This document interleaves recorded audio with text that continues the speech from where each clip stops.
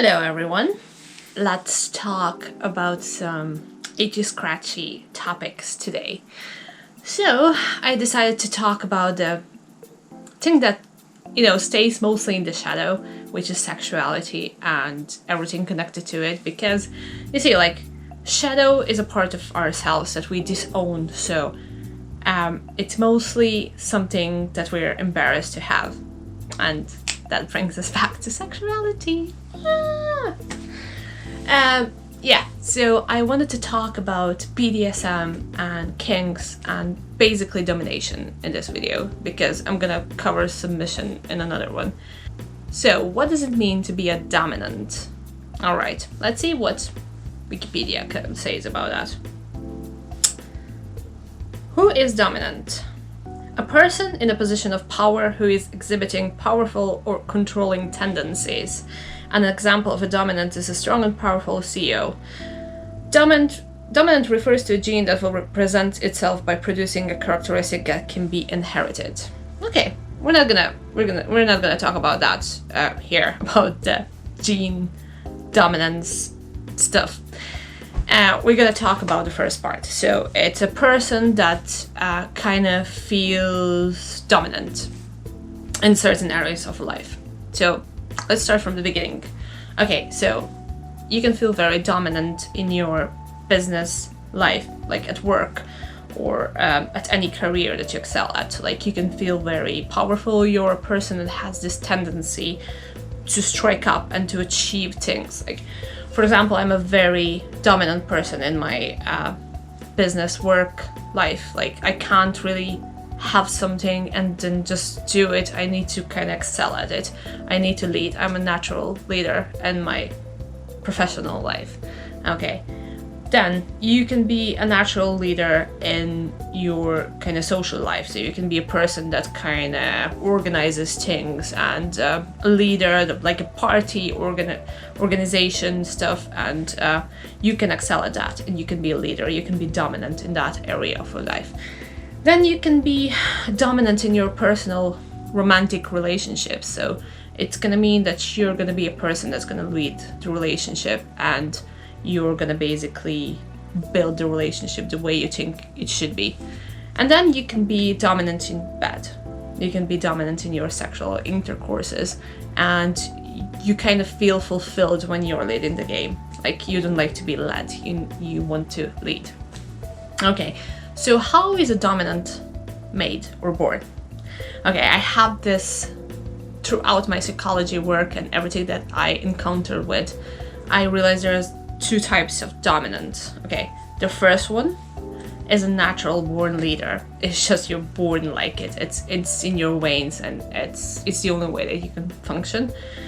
And even in your childhood, you were the leader. You were the one to kind of push it, and you feel good in these shoes. Like, this is the only way that you can function. And then for this type of dominant, I think it would be amazing to experience submission, because, if you want to know your submissives better, you need to experience the opposite. And shadow work is a lot of experiencing the opposite. Okay, and there is a second type of dominant. It's a dominant that doesn't know that he or she is a dominant. And I want to talk more about that in this video. Thank you, Kat, for joining in this video, because you're a really true dominant.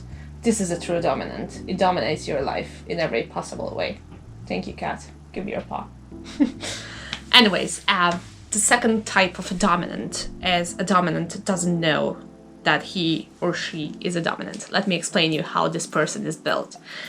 So let's say that in your childhood you had very strict parents, okay? And I mean strict in a manner where they would have a lot of rules that you had to obey. For example, when to wake up, when to brush your teeth. Like, you were set by the entire world of rewards or punishment for your behaviors, okay? And in this area, you kind of didn't have your free will, all right? And a natural response to that is anger. Like, we suppress it through our childhood, but when you look at psychology, like when your father spanks you, what do you want to do? You want to spank him back. This is a natural tendency. Like, this is what we have. It's a natural and a very healthy response. But when you were a child, you had to take it. Okay. So you're growing up and you're kind of getting into your teenage years, or you're even older, and every time when you're dating a person, even though you want to give them love, you want to give them care, you have this other part of you that is actually really aggressive, because that part of you was built by your parents, and by the law of attraction, you're gonna invite people like your parents into your life. Okay, so you're gonna get more of this. You're gonna get more of this because you're actually traumatized by your parents. You've been dominated throughout your childhood, and there is a natural response inside you that wants to get it back. Okay. Anyways, if you're one of these people, the healing thing for you would be to actually experience your dominance in a safe and consensual way with a person that actually needs that part of you in order to heal as well. Stop snoring, you cat. So if you could find a person that actually needs to experience the opposite, so this person had too much on her or his back and wants to experience like someone managing her or him, that would be a healing process for a person that didn't have a chance to experience its dominance but has the impulse to do it. So in order to heal, I can advise you to take these steps. Step number 1, allow yourself to fantasize about anything you want. This is not a sin. I know we kind of feel not clean when we fantasize about things that are kind of unconventional, but this is also a healing place for you. So allow yourself to experience the opposite of what you had in your life so far. Allow yourself to fantasize about anything and everything you want. It's not a sin if it didn't happen in real life, like you can pretty much go anywhere you want.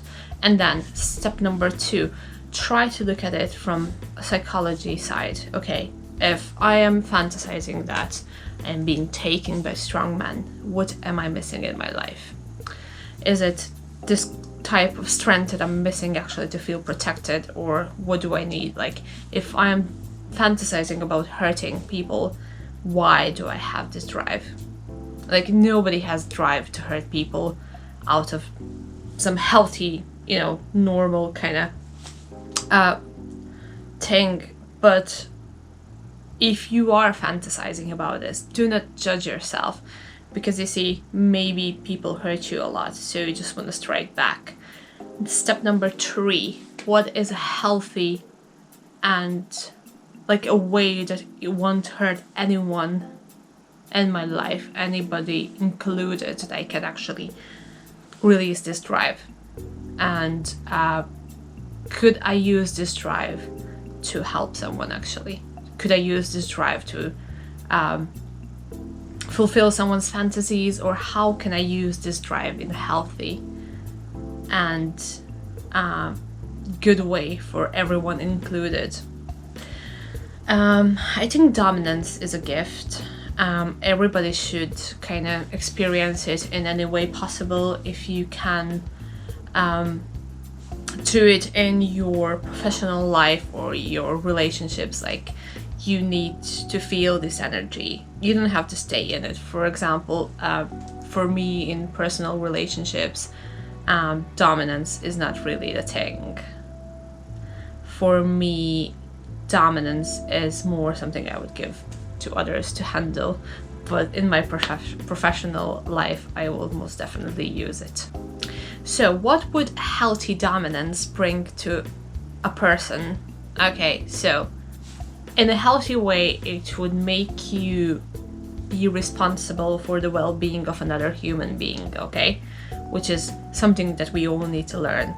And then the other thing is probably being able to show that you can do whatever you want, and that there are people in your life that are actually going to be happy to please you. It does happen. It does happen. Also, in the world of BDSM, I think that's the mostly healthiest place for you to experience your sexual dominance, because there are a lot of things that are keeping the submissive safe, both dominant and submissive, with contracts and the things that you can have on paper with the safe words, and you can actually release this drive without hurting anyone, which is very important. And you see, like, sexuality is a bottomless hole of shadows. There are so many things that you can explore there, and the other thing is everything that is kind of left outside the mental part of our persona is down there. I promise you that. Every time when I kind of explore certain fantasies or different things that I kind of enjoy, I always find a lost part of me in it. So don't be scared to explore it with a safe person.